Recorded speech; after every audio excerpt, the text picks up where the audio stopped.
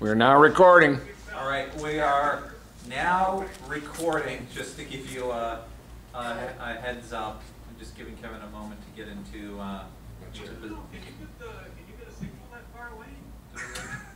Try it, Tom. Run. Look, I'm already once tonight. Wait for you. I showed you the other picture with the flowers and stuff. All right, we're gonna jump into this. I'm gonna call the meeting to order at 6 p.m. this evening. But before we get started, in response to COVID-19, On record though, did Kevin put it on? Yes. this is a work session. Oh no. Yeah, the video camera's recording. Yep. In response to COVID-19, the town board continues to use a hybrid model for the town board meetings. The adaptive practice came from the advice of the Association of Towns and in consultation with the town attorney. We continue to do this in the interest of public health. Tonight is a work session. I know that there is not much on the agenda, but wanted to keep everybody connected and up to speed on developments that are occurring. First and foremost, we'll do a roll call. Can I get a roll call, Kevin? Mike McCashman. Present. Thomas Wood. I'm here somewhere. Meg LaFave. Here. Barbara Hebert. Here. Charles Costick. Here. James Coffey.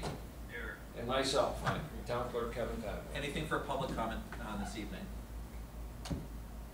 Nothing for public comment. I'm going to get into a couple things. A couple of things that I just wanted to bring to everyone's attention and as a reminder.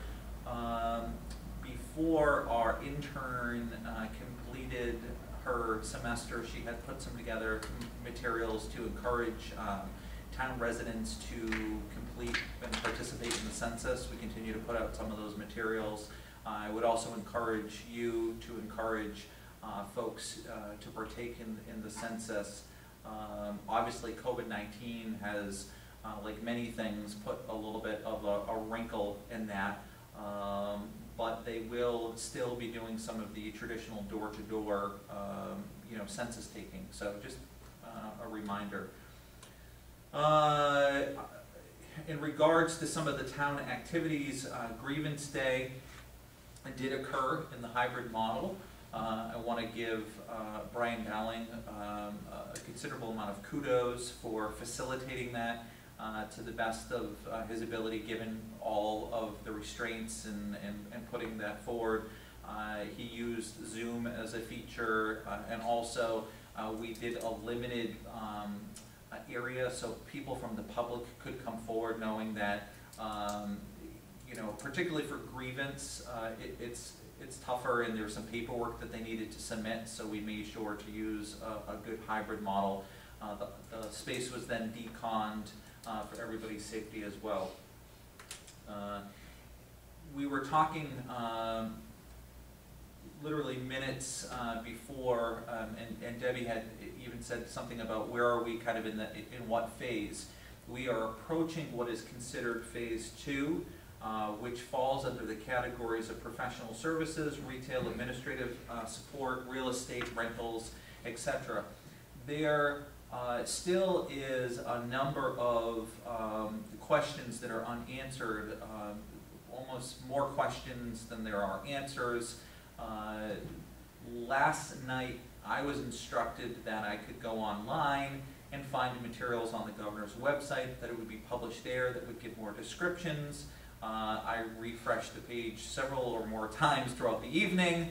One of my little beagles woke me up at about 4 o'clock in the morning, couldn't get back to sleep, so I said, heck, well, might as well. Went online, still nothing. Came into the office this morning, nothing. The reason I just bring that up to you is that we are waiting with a great deal of anticipation for further details and instruction. Many people in the community may be going forward and saying, well, this is where we're at. I am not taking that position. I don't think it's appropriate for myself or us to put things out to the public because we are not making the determinations on the phases, okay? We've been instructing people to go to the correct locations and putting out material as it comes to us through the health department, etc. There will be 2 additional phases after this. It is anticipated that there will be a 14-day window in between each of the phases as well, but government has been identified for phase 2. With that in the spirit, much of my time has been working towards a town safety plan. Many of the practices have already been implemented. I have created a draft version of it. I do want to review some of these materials with you as I'll be putting it out to the team tomorrow and touching upon a couple other things. So the town of Plattsburgh has compiled this guidance based on the Center for Disease Control and the guidance and conversations with the Clinton County Health Department. As the town reopens, these plans may need to be modified based on actual traffic flow, new public guidance, changing conditions. It will be revised based on new guidance and reacting to conditions.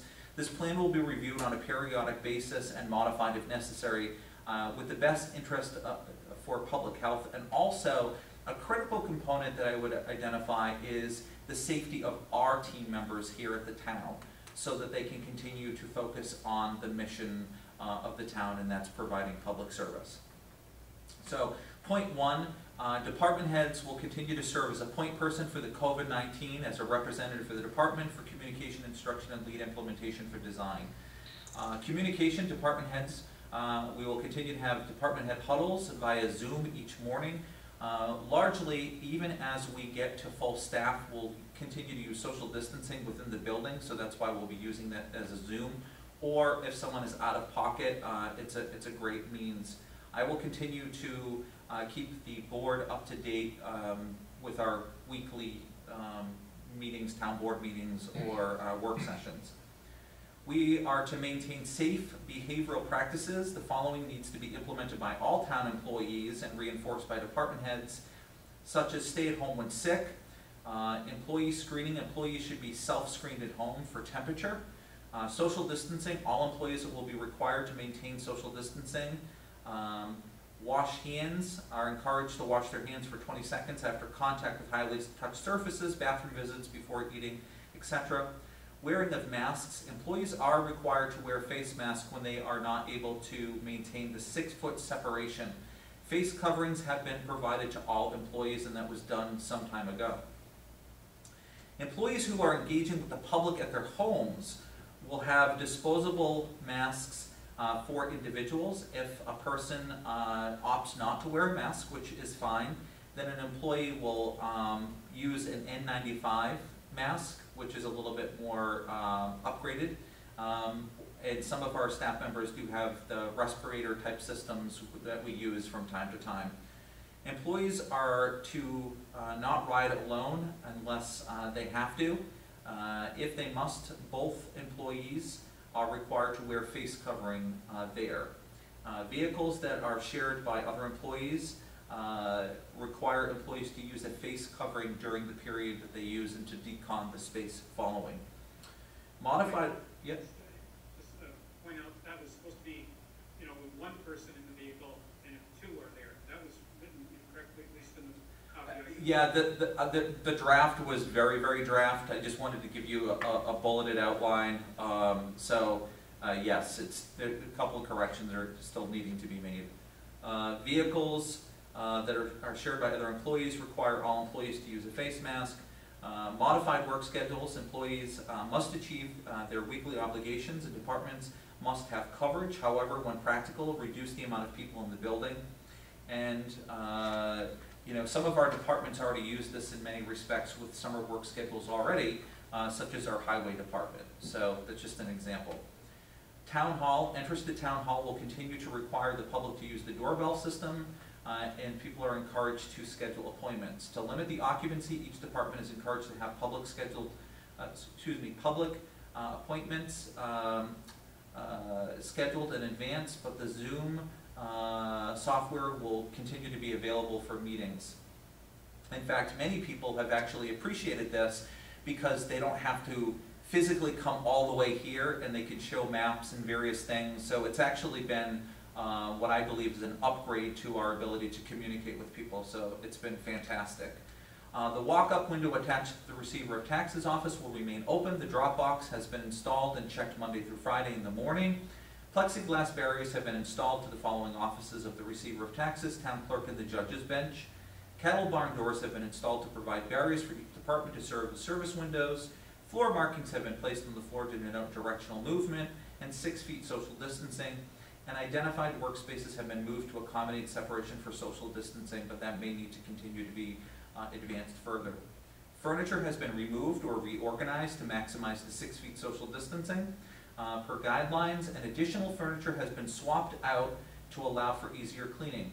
So, for example, when we all get back together as a happy little family, the cloth chairs that you're used to behind the tables, those will not be the chairs that we'll be using.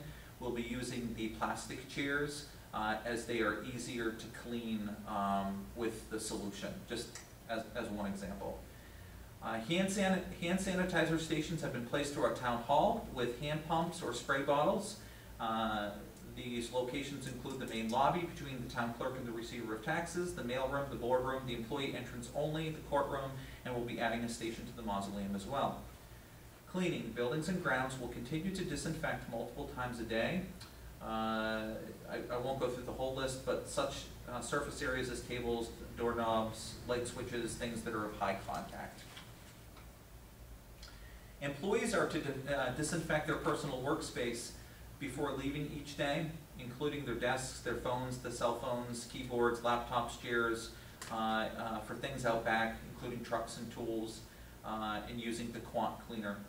Signage has been developed. We're using the same signage that the Clinton County Health Department established for Clinton County, and that has been placed throughout the building.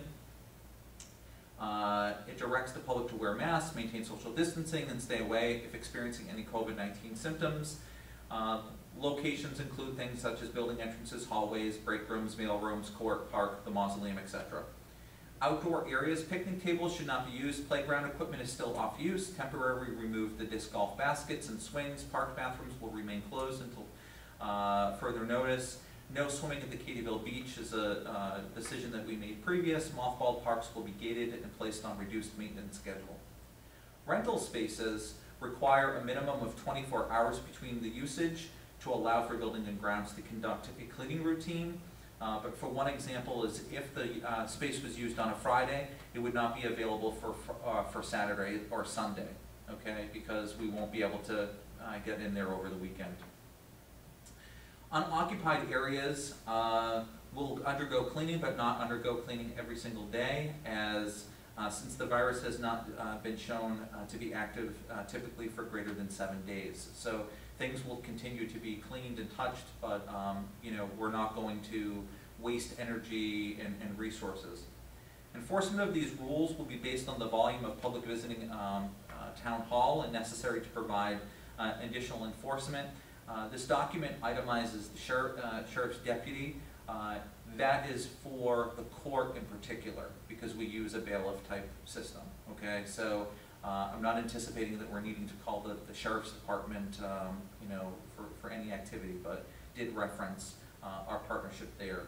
Offices should self-enforce rules to the maximum extent that practical and request assistance when necessary. So that gives you some of the general highlights that I wanted to provide you. I will be communicating that to the team overall. Starting Monday, our employees will be coming back 100%. That day will be broken down in a couple different ways. First and foremost is many of them do have morning routines, such as the water department. They go to check various facilities. After that, they will be having their own team meetings to look at social distancing, going through protocols and making sure that their floor plans are safe, and also having some discussions about things that are not in the day-to-day operation, but should something occur, what are some of the things that they can do to assure safety, best practices, and you know, address that, okay? So that is the highlight. We will continue to modify things. I know one of the questions was, will we be meeting in person next week? I anticipate if we do not meet next week in person, it would be the following week. Okay, so within a period very soon. And we'll Tom, I think you're on mute. I see your mouth moving. I'll have to use my car this way, to drive all the way there. Yeah. So again, the physical space looks and feels a little bit different. There's lots of tape on the floor. It compares. Meg was in here earlier today. I know some of you have been in to do your vouchers and stuff like that. I know that there are a lot of opinions out there. One of the biggest things that I'm focusing on right now is not just the health and safety of our employees, but the mindset of our employees too, to make them feel as comfortable as possible working in the public. So we are erring on the side of caution, and we will continue to do our best to address those things. Okay? Yep. There's two individuals that just signed in.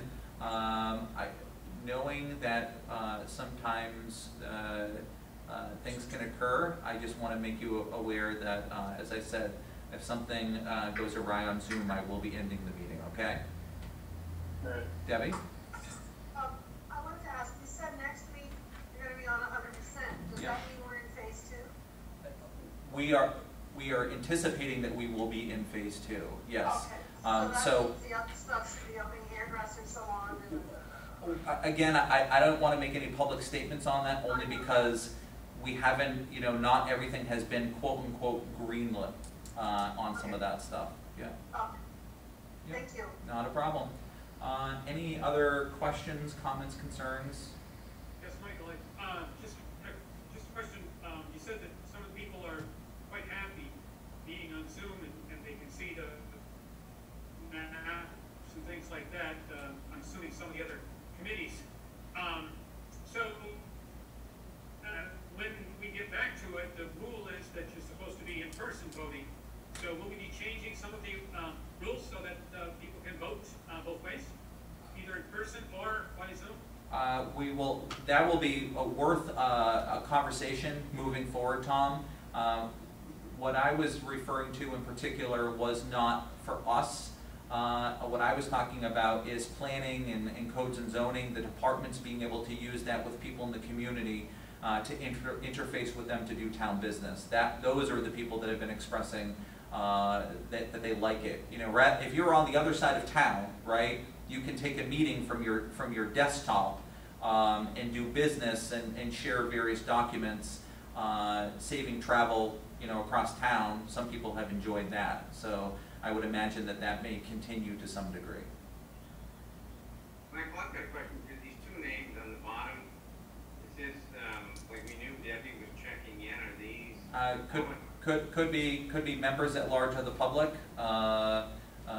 So not sure, but they're welcome if they're members. It could be students, could be a variety of things. Well, if they're students, we have to sign their papers. Yeah. It's going to be tough. Again, Zoom, sometimes people get onto meetings to see, what's going on, to see how the systems are working, but that's why I was saying that you've heard of Zoom bombs and stuff like that. If that does occur, then, we would disconnect the meeting. Well, I want to apologize for the social distancing. I realize that I'm almost in your square, so I should have moved over. Of course, now I'm in Chuck's square, so it's hard to say where I'm going to be. You're in Meg's square. Yeah, and on mine, you're on Meg Square. Oh, Meg's square, okay. So, that's all I had to report. I did want to move forward. This time of year is when we often, be it travel or projects and stuff. There's nothing, right at the moment for draft resolutions. Is there anything for committee reports that anybody would like to put forward? If not, that's fine. But I just wanted to loop in. Been a pretty quiet week on our end. For committees, we have a rec committee meeting tomorrow morning. I'm sure we'll have a lot to report for that. And working with the non-union folks for their agreement. Okay. Perfect. I know. Have a committee meeting tomorrow as well. Okay. I I know of no reason to have an executive session this evening, which makes me quite happy. So without further ado, we will end tonight's session at 6:18 if there is no objection. All right, be safe everyone, have a good weekend. No objection, but I'm not sure if I can have all those flowers every week. All right, bye everybody. Bye. Bye, everybody. Take care. Take care.